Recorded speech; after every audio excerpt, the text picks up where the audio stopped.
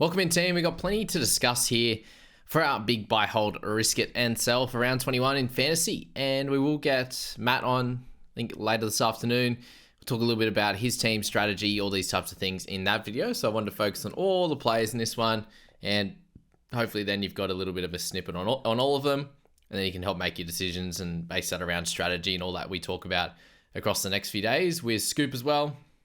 We'll sort that one out and get into it. But firstly, let me take a selfie. Don't know why that still comes to my mind all these years later.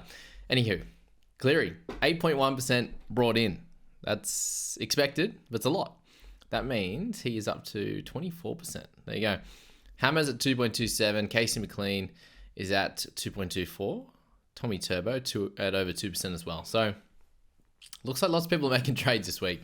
I think it'll be minimum 2. There'll be a lot of teams going 3 and 4. And again, comment down below if you are going nuts and using all 4 of those trades. Already one person that said he's found me this year in round 10, and he's launched all these trades as of this week, but is still going to watch the video. So he's a good man, and already commented that one there. So let's get into these options. We'll kick it off with Tom Starling in the hooking position. So for myself, with Watson getting the hooker duel, it doesn't exactly mean I need cover now right now, but at 438. Still a negative break even. He's obviously scoring really, really well in his last 3 games there. Completely dominant, 53, 51, 62 there in big minutes. And I don't think you'll get those type of minutes again this week, especially with Hosking on the bench. And I said this last week, but it sounds like Ricky stuffed up his rotation. So there's definitely a higher chance that he does get somewhere in like the 40s this week and minutes somewhere around the 65 to 70 mark. But he did still score 53 in 68 minutes. So if Starling keeps this bigger minute roll, 60 plus minutes, I don't think it matters too much. And priced at 31, you're getting someone that's probably going to score closer to the 50 mark, 45 to 50 at 438k. It does seem like a little bit of a no-brainer. And if he allows you to get to Cleary, the main problem here is going to be the amount of trades you use, right? So you've got Cleary, who's obviously still fairly expensive, one of the more expensive guys in the game. Going to be very, very hard to get straight up to him if you're trading the Wisharts and all these types of players. And I do have Wishy as a sell this week most likely, or next week at worst there. So, trying to go Wishy to Cleary, it makes it pretty hard. Trying to go Plath to Cleary, trying to go Weeks to Cleary, Fainu, all these types of guys that are in that mid-range that are like doing solid enough to hold, but could be good upgrade options. It's hard to get to them, right? So Starling might be that ticket. We also have a few other cheaper guys to discuss that could be that ticket as well. Wade Egan at 497. Very, very cheap, obviously, after a very, very tough middle part of this season. Like, that's just wild. 28, 9, 41, 34, 34, 26. Thankfully, last 2 weeks, he's gone 51 and 66 for owners of him. Big, big tackle numbers, which is good. He's back into that since, round 9. His highest tackle numbers was 38. And he missed 5, so pretty gross there. So the last 2 weeks he's back into it. Got a try assist last week. I think he can get another try assist this week. It is up against the Tigers, and they have a really nice run of Tigers, Para, Dolphins there in the next 3. So that probably spells a try assist or 2 for him. Maybe even a try. Like, he scored 4 in a row last year to begin the year, and he hasn't scored a try at all this year. So there's definitely a little bit of regression back to the mean there on that one with Wade on the good side. So Starling, Wade, really good backup hooker options at the cheaper price. Harry Grant, a 641. He's priced for 46 now, which is crazy. We know that he is a 60 plus type scorer, and 2023 averaged 57 in the end, but when he played the big minutes there, over 70, he went all the way up to 59. So 13 points undervalued based on that last year, but he's not playing the same this year, and that's the big thing you need to look at. Obviously averaging just a tick under 50 in games. Well, he's averaging 50 for the season, priced to 46. So he's already at a 4-point discount there based on where he's at. Break even's not too high. He's now got to run against Para, Dragons, Rabbitohs. Could score some attacking stats there. He's missing a lot of tackles. That's the big thing here. Missing 4.3 a game.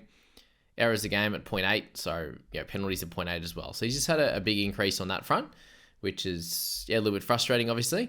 And I still think he's a great pick.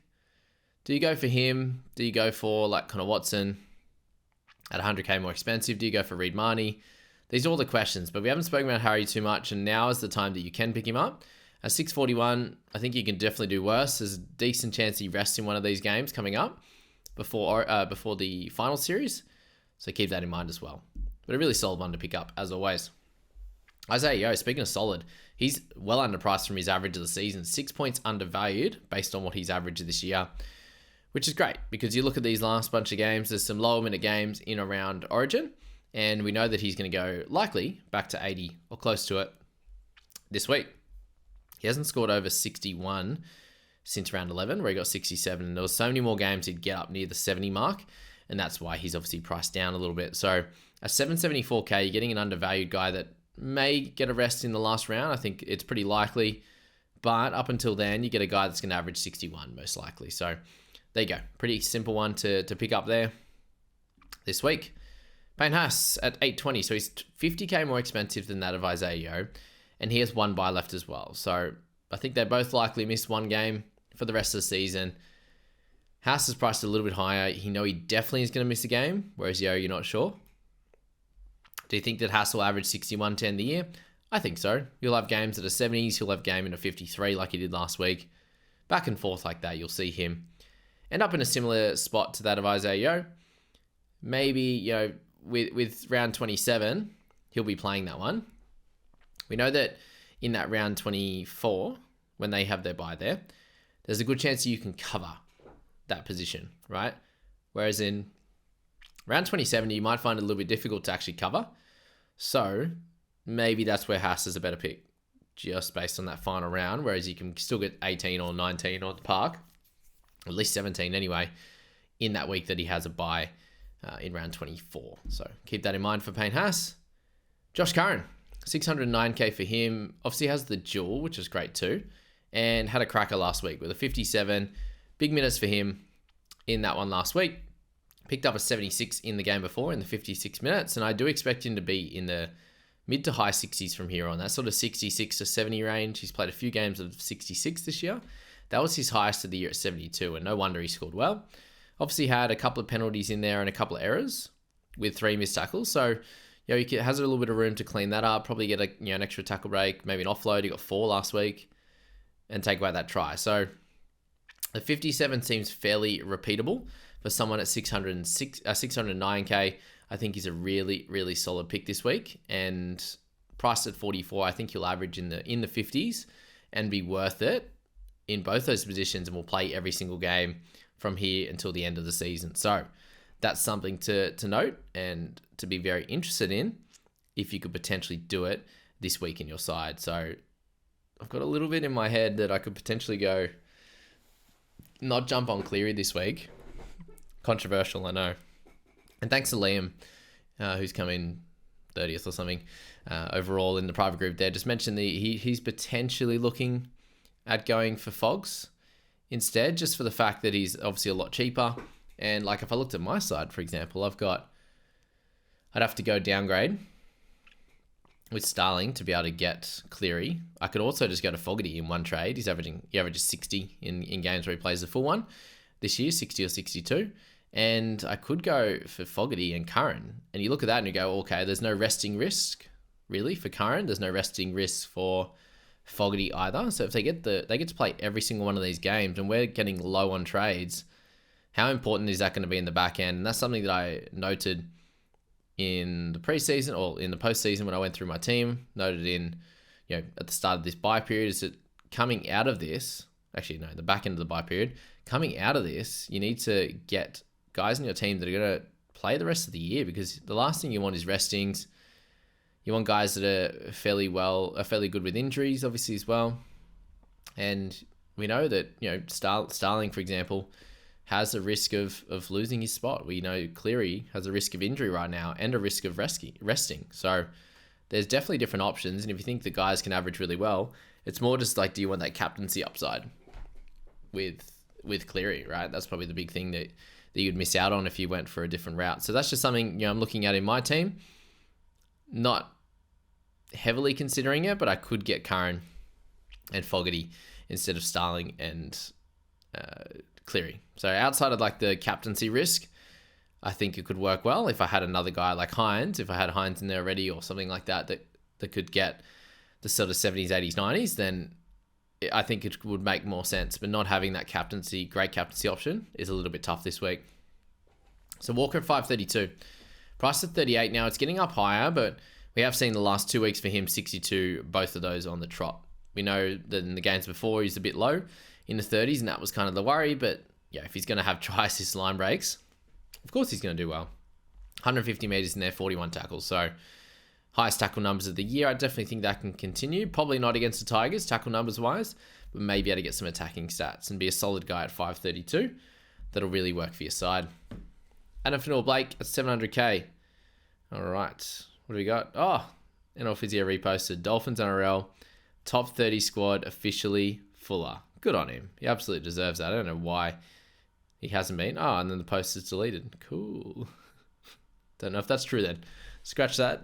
I clicked on the post and now it's deleted straight away.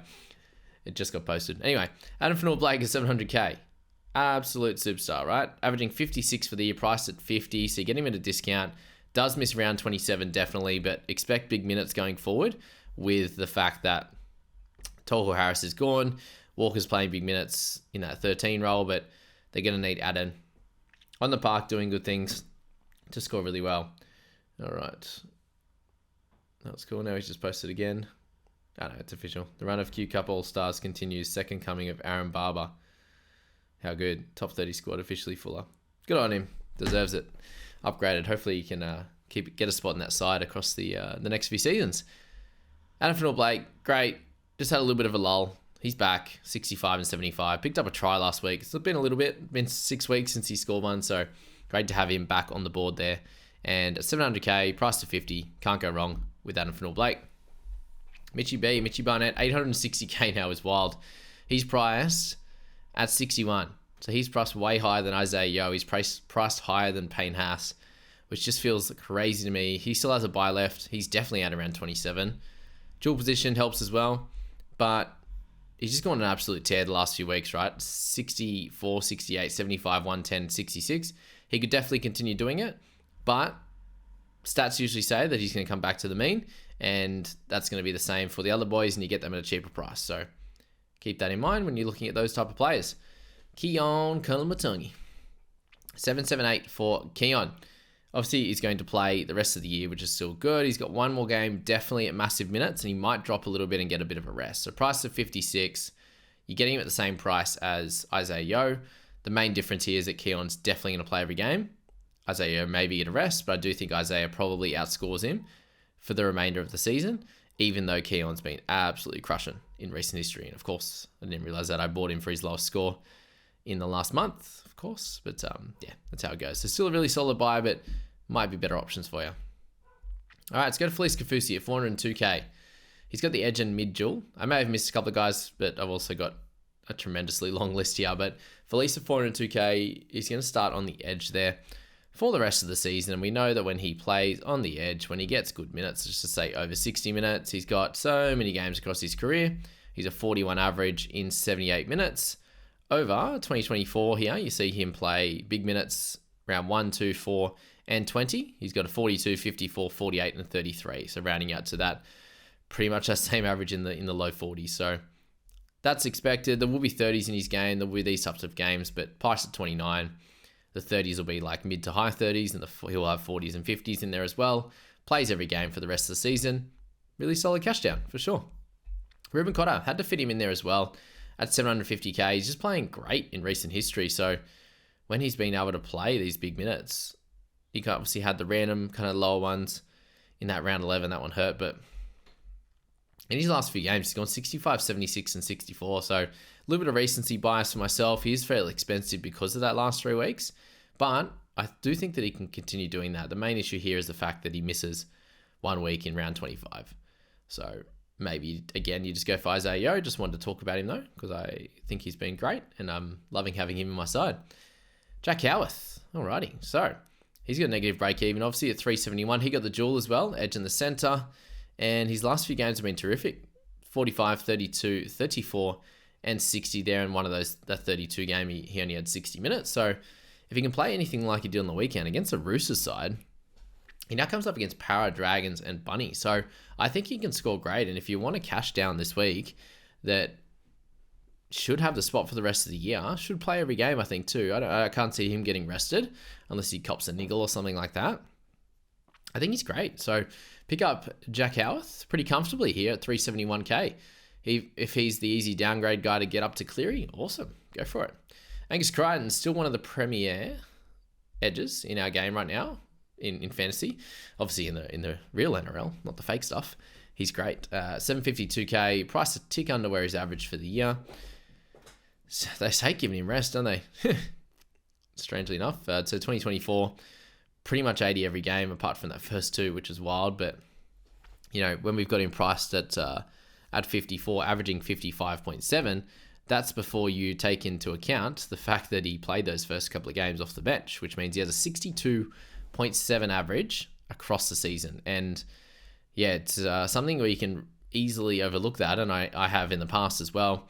He is basically scoring as much as Dave Fafita and is priced so much cheaper. Does have the one bye, may rest at the end, but unlikely. I think that bye will be enough for most of these guys, although they just keep burning Crichton through the ground. He's a terrific purchase this week and has that upside that we're talking about. All right, speaking of some new upside, Beau Fermor with the edge and the center tag. 662k, price of 47. Obviously, he's a little bit high, but he's the new Aiken, right? Coming off a 61 and a 70 the last two. 37 at center, 49 at center, 40 in the back row. Still a 50 and a 69 at center. But when he sticks in this spot here, if they actually can get away with no injuries, he's going to be great. But even at center, he never seems to score his worst. He does seem to get the odd turnover tackle and try saver when he does play at center as well. He's got a couple of them and a bunch of turnover tackles. So he's someone that's a bit of a point of difference play, will play the rest of the year out, is a great option for anyone looking for some center cover and another edge player that you can plug down in that center position. He will be great.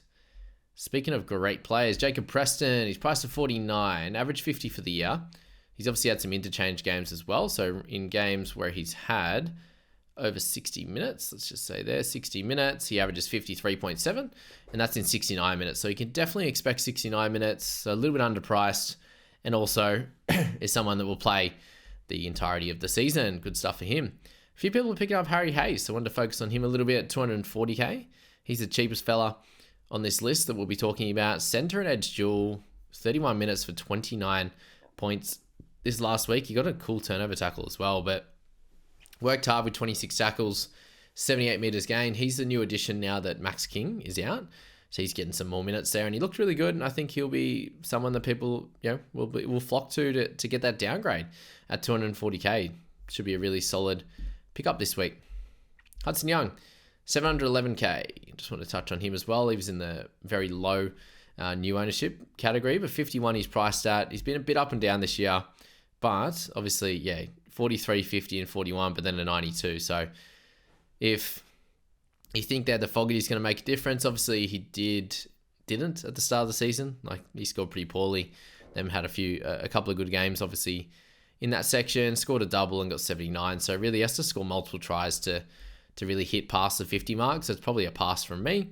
Britton Nickera, I'd definitely pick him ahead of that of Hudson Young. He'll play the rest of the year right now, 734k. You can look at Cam McInnes as well, but I do think you probably go up a little bit higher or go down to Curran.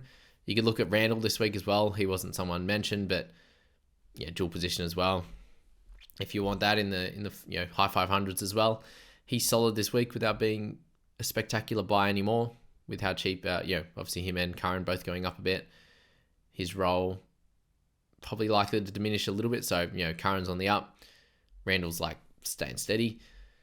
But Nickera, price of 52 now. 4 crackers on the trot. 5 actually, 55, 73, 63, 69, 73. Running terrific lines, should continue to do good things. Has a nice run to finish at the end of the year. Should be able to pick up a few tries, some line breaks, some assists. So Britton Nickera are still a really good pick for the back end and owned by a lot of people. I'm scared and jealous of Nickera owners. Cleary, obviously clearly the best captaincy option this week up against Dragons. Will be next week against the Knights and will be next week against Parramatta.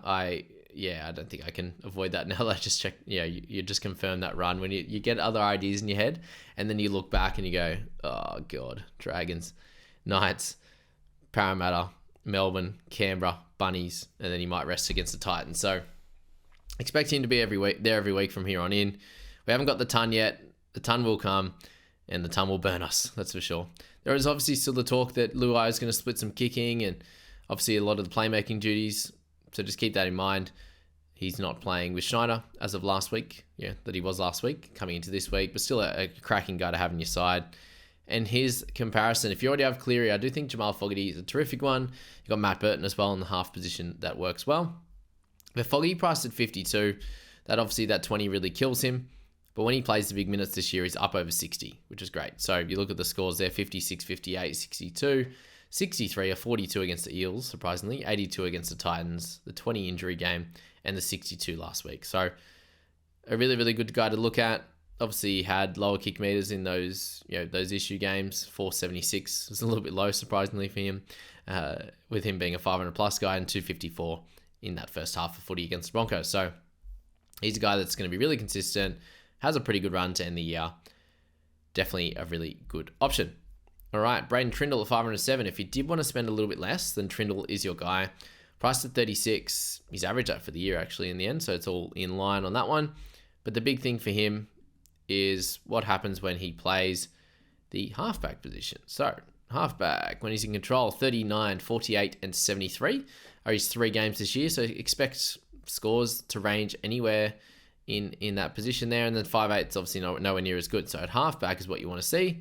Halfback for him last year, he also did great things. 33, 54, 54, 52. So, I do think you expect somewhere in the mid to high 40s from Trindle, especially in games that they win really well. So priced at 36, probably about 10 points or so undervalued. 507k, if you want to go for it, do it. I forgot to say, Latufano is probably the cheapest guy that people are grabbing. He's going to start this week, which means he should be able to score okay. Break even's 40. You're not buying him for that. Clearly, you're buying him for someone that can be in the team longer term. But season's only out for 2 weeks, so Latu will be gone by then. So I think you'd definitely rather pick a Harry Hayes or someone like that is a chance to play the rest of the year, or at least most of the rest of the year. Case McLean, which we'll speak about in a sec as well. Or just go up to Bailey Hayward or Jack Howarth, these types of guys, right? So 380k for Bailey, half, and the mid-dual now. He obviously got that on the weekend, on the DPP updates, which is great. And you see here the last 3 weeks now, 34, 41, and 43. Last week was his best PPM game. He probably should have scored more with that try. Picked up the line break there. 4 tackle breaks, not big run meters, but tackle numbers are great. 32 for 1 miss, so much better than where he's been at for the rest of the season, to be fair, apart from sort of 21 for 1 miss in round 9. So Bailey, with that duel, I think is going to be helpful as well, and a cheaper guy to slot in your side. Burton of 724. Price of 52, obviously, but averaging 53 for the season. A nice run to end the season. No one really stands out as being too worrisome for him and his scoring. And you look at his scoring, and it's a little bit all over shop. The last 3 weeks have been hectic. 70, 67, and 68. He's tackling well, which didn't happen in that Roosters game. So that was a bit of an anomaly for him, but most of them, they're sort of 40s all the way up to 80, and good tackle numbers across the season. So for him, if Dogs continue to play well, he's playing well. The kick meters will be there. The run meters, anything over 100, and he's going to do well, which you saw in the last 3 weeks. 123, 133, 142. And keeps the missed tackles. Well, even that, he got 5 missed tackles in 2 of those 3 games and still got big scores. So he's a great pick this week as well. If you want to grab him, Burton, Fogarty, these types of guys should all be great. Jack Whiten, I think, is probably a little bit too expensive now, priced at 41. Last week, I did grab him myself. I was up against the Tigers, though, and things get a little bit harder for him here. Canberra won't be as bad now with Fogarty and Hosking back. They got Cronulla, they got Melbourne, they've got Panthers, they've got Roosters. There's some tougher teams in amongst Tigers and Knights, obviously. But I just don't think he has the upside now that he did, at the price a couple of weeks ago or last week. So yeah, probably a leave, but you can still do it. Obviously, I would rather pick I'd probably almost pick Howarth before him now. Save a couple of 100k, go up to Curran, these types of guys there. Jaden Campbell still being brought in a little bit. I think it's 713k now. You probably cool the Jets a little bit. I still think he scores somewhere around where he's priced at. But is that someone you want now? He does have the wing fullback half dual as well. That half dual is great now. And yeah, some great scores in recent history. Even the 42, he didn't play very well on the weekend, still got 42. So if that's kind of his floor, he had no goals last week. Did have the try saver, obviously, that helped. And yeah, a couple errors, 3 missed tackles, not as much as he has the last few weeks, though. We just know he scores well across the board. And if they can play better than they did last week, which I think they can against the Dolphins, then he'll score better too. So, and owned by a lot of people. Do what you please on that one. Dylan Brown now 6'10". He's a very clear hold, but I wouldn't be going out buying him. He's been bought by a bunch of people. They have a weird little run here. Melbourne, Warriors, Penrith, Roosters, Broncos. It's really, really tough for the Eels. So I think a very clear hold, but I wouldn't be looking to purchase. We know he scored really well in halfback this year. So halfback stats for 2024. Halfback stats in general, he averages 60.6, but just this year, he's at 58.5. So a very clear hold. I think it'll probably be closer to 50 that he'll average for the back end of the season there. But Dejan Assi with him, you're able to see him at 5/8 for that game against the Titans there. No, where's his round 21? Was he not in halfback? I didn't play last week. Round 19, sorry. You was correct there. A 57, they did have a try saver and 2 turnover tackles. So 203 kick meters with Dejan Assi was a little bit lower. Run meters were high. Had an offload. Had 3 tackle breaks. Line break assist, try saver. Yeah, it's not too crazy dissimilar. So I still think that he's going to be a really solid guy to have, but against these tougher sides, he'll probably have a low 1 or 2 in him in there. But again, that's all speculation. The stats say that he's going to be a mid to high 50s, and yeah, go for it if you like. Hammer, he's a fun one here at 590k. 100% go him over Jermaine Asako. I think likely he plays every game from here on in. Priced at 42, averaging 47.7. Doing great things this year. Obviously just has that one issue where he had the 20 minutes for 5 at the start of this season in round 6 there. So when he does play good minutes this year, he's in a really good spot, obviously, at a 53 average. So you get someone at 10 points undervalued, plays every game the rest of the season, center and wing fullback, can do it against the best teams in Panthers, and their run is fine for the back end. So Hammer, a terrific purchase this week for sure. Casey McLean at 281. Yes, just center by itself, but 32 on the wing, 43 in the centers last week. He has missed 0, or actually wasn't in the wing, he was in the centers in that first game as well. He's missed 0 tackles and made 33. So the new Lockie Galvin, but out in the centers. 151 run meters last week was great, and no attacking stats yet. I think he's going to have a really good game here somewhere, and it could be this week against the Dragons. It could be in the next few weeks. So a really good cash down player to grab. I wouldn't push anyone away from him. I think he's probably the best cashy of the week, like I've been saying for a few days now. Roger, 475. I expect him to do really, really well at fullback this week. That's probably the big news of the week. He played fullback and got 46 against the Knights. He basically played fullback for the whole game last week and got 57 with a try. He's got Tigers, Para, Dolphins, which I think is a good matchup for him. So if you want him for the upgrade this week to do pretty well, most likely, it could be really big, but I just doubt it. You thought he was going to dominate that one against the Knights. He made 283 meters, had 7 tackle breaks, 2 offloads, and still only got 46. So he'd need to score a double or something like that to go nuts. Could happen, but also might not. So we'll go back to center or wing after that, and is not super exciting. People are jumping onto Lomax again, but again, you're looking at Penrith, Melbourne, and Dogs the next 3 weeks. It's not super exciting. He's got center wing fullback dual, which is good as always, but priced at 50, I think he can do a little bit better.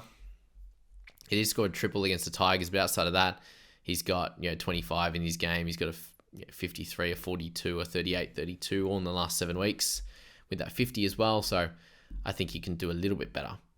Turbo, 650. People are jumping on, obviously, after the 91.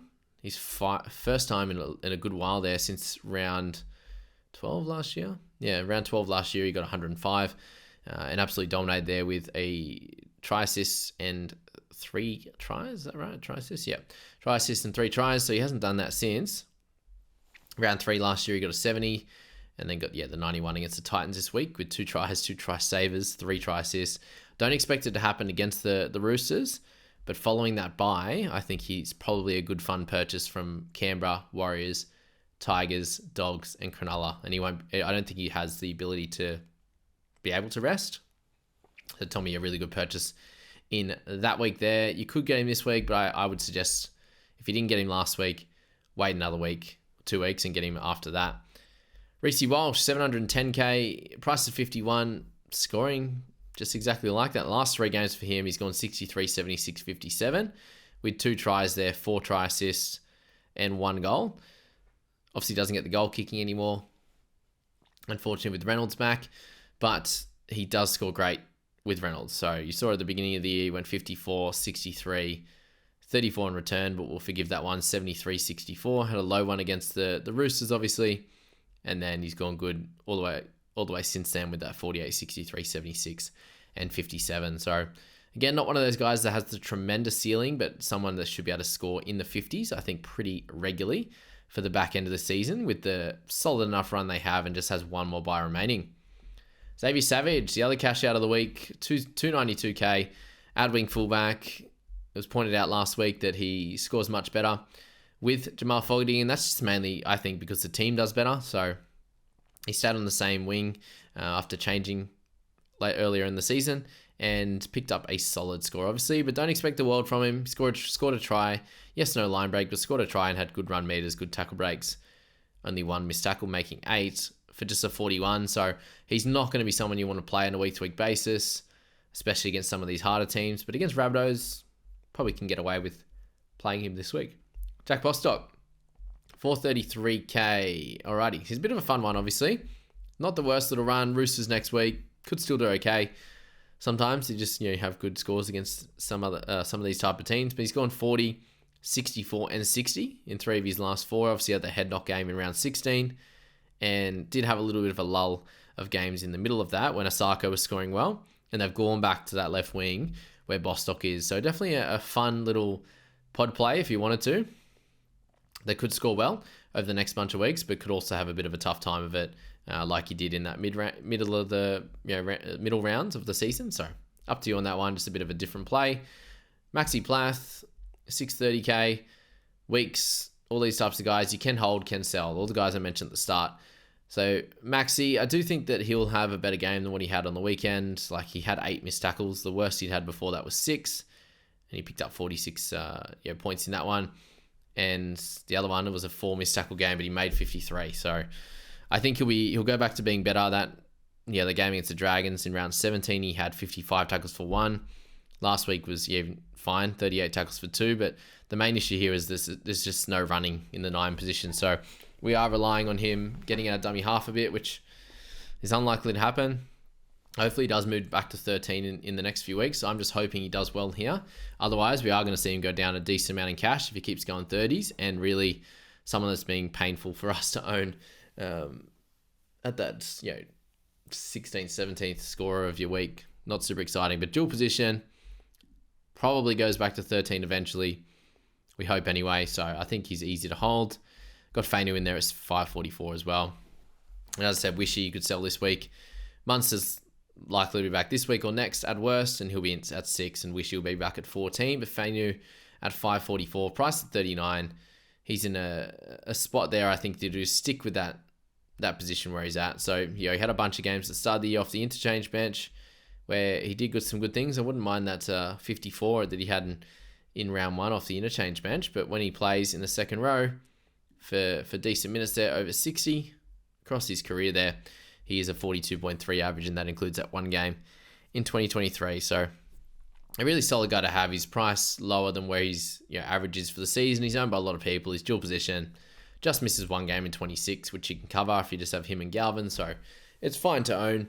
Not a problem, but all these guys you can upgrade if you want. Obviously, the more trades you have, the easier it is to upgrade these guys that are scoring, fairly average, middle of the rung scores that you can take on a week to week basis in that 40 range, and do a fine job. But the last month for him has been a bit lower, 39, 38, 44, and 36. It's still a 39 average there, which is fine. But if he can get back to that like 58 he scored against the Raiders, or anything in the 40s here, he'll be fine going forward. So we'll leave it at that, guys, for the buy, hold, risk, sell for round 21.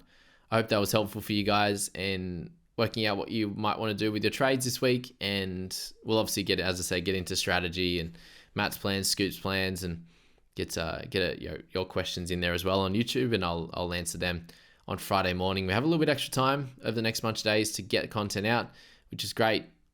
You guys can get into it slowly, do your thing, and we'll catch you on the other side. Good luck, guys.